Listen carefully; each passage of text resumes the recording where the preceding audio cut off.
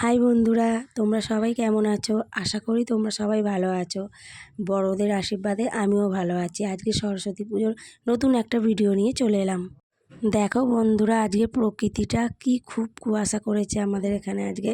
আর সকাল সকাল যেহেতু সরস্বতী পুজোর নিয়ম কেটে যাবে, যার জন্য মেয়ে সকাল সকাল চান করে নিয়েছে।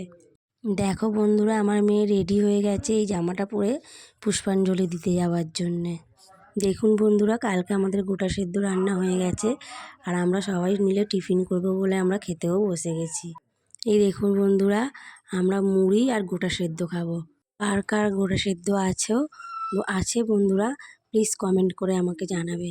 আজ আমার মেয়েদের স্কুলে খাওয়াবে সরস্বতী পুজো উপলক্ষে, তাই সবাই রেডি হয়ে গেছে। আজ সরস্বতী পুজো উপলক্ষে আমাদের নিরামিষ খাওয়া হয়, তাই পলোয়া আর আলুর দম রান্না হয়েছে। আর এছাড়াও কুলের চাটনি আর একটু ভাতকে জল দিয়ে রেখে ওইটা খেতে হয়, এটাই আমাদের নিয়ম। আজকে এইটুকুই করলাম ভিডিও। আজকের মতো টাটা। আবার অন্য কোনো নতুন একটা ব্লগে তোমাদের সাথে দেখা হবে। ভিডিওটা একটু সবাই দেখো, আর আমার যদি কিছু বলাই ভুল হয়ে থাকে আমাকে প্লিজ একটু ক্ষমা করে দিও।